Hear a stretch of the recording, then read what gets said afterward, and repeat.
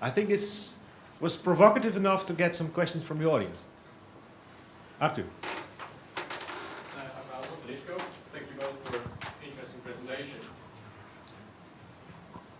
My question goes back to the study you both touched upon. And I'm wondering that an increase in seroconversion or an increase in antibody titer, is that really, or just by agreement, a proof or indication that you will have better health? Will you have smaller risk for infection? Because that's the question probably EFSA is going to ask. Oh, so you increased antibody levels. Fine. Is that health? Well, the answer is very simple.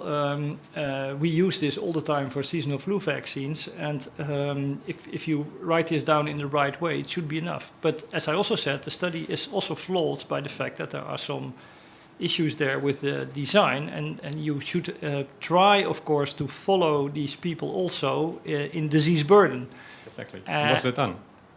Well, it's not reported. So basically... So it was done but not reported? I don't know. It's not reported. So in a scientific sense, only the things that are reported are relevant and do exist. If you don't publish, you don't exist. No. So one of the design flaws there is that you should have followed this population and look at actual disease. Now, the group was too small, so that would never have been significant anyway. And then we come again at the price issue, because who can afford to follow a group? We haven't powered that study, but I would say that if you power that study, you would probably have to have anywhere from 750 to 1,000 volunteers in two groups to make sure that your disease burden, and if you have a low pathogenic strain, like we had with the Mexican flu this year, we had the lowest pathogenic strain ever. I know the panic, and I contributed to the panic. But there's never been a year that there were so little deaths from flu than the Mexican flu year. So if you would have done, if Actimel would have done a test this year, maybe they have, I don't know, if the results would be completely skewed in a positive way, because there are no deaths, almost no deaths. You could look at 1,000 elderly and maybe one would have died in your study. Whereas in a normal flu season, 10 or 12 would have died, typically. So these things influence your study greatly, and you cannot influence it. You cannot say in advance, when you start your study, will there be a low or a high pathogenic strain? Because eventually you would like to wait for a season with a high pathogenic strain, because then the difference becomes really clearly visible. But this still doesn't answer my question, that you have an increase in antibody levels and actually well, there are only no by consensus. Let's be completely clear on what we are doing here. If anybody thinks he will walk away here today with a design of a human clinical experiment that guarantees registration with the EFSA, then I would suggest you go into Brussels now and have a party. So there are no guarantees. I think the best you can do is the experiment where you can control almost all primary clinical endpoints.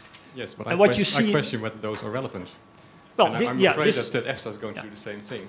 Well, this is a completely relevant endpoint, and there are no. I would challenge you to come up with better endpoints, and the alternative is, of course, not doing no clinical trials. That's not an alternative. But then I still want to come back to your message that the power was not sufficient to see a difference in disease incidence. Then actually we can go back to the point that was made earlier this morning. You would have to treat so many people just to get some effect because the incidence is so low. So then being the devil's advocate, I mean, I'm a believer in probiotics, but then you could say, well, okay, so you have to feed it to so many people to maybe see a benefit. Is that worthwhile?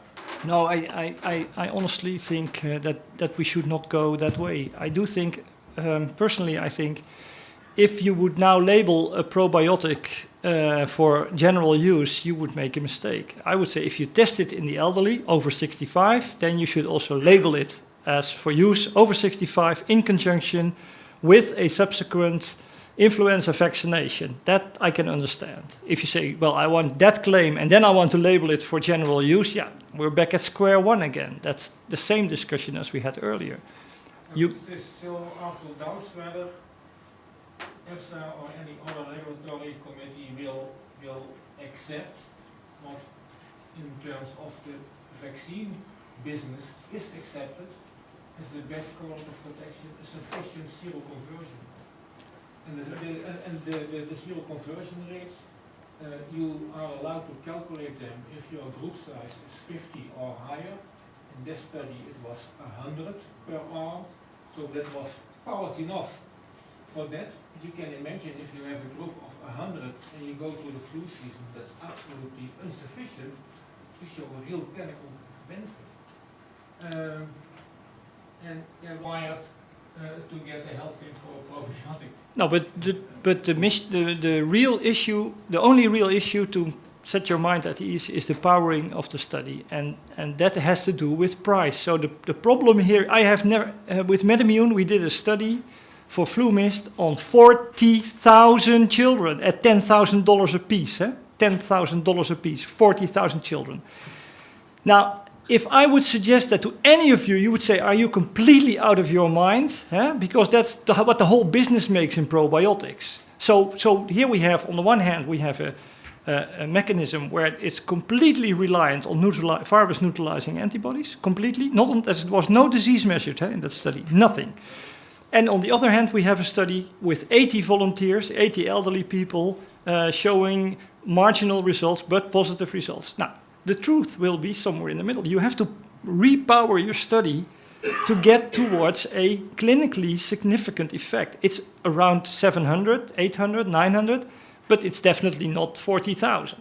Now, that's a decision you have to make, and that's a price you have to pay, because the problem is the bigger you make your study, the more expensive it becomes. And I've done these studies for several companies present here too in the past. And they always turn completely pale if they hear the price of the study.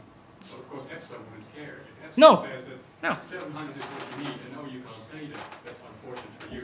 I agree. So I agree. That's where my point is. I agree. But then you have to say, okay, I don't want to put that claim on my package. Then you go back to square one. You say, okay, so I cannot put a claim on it that it's beneficial for your resistance to disease in the elderly, period. Full stop. Just a small comment on this point, or someone was before. No. Okay.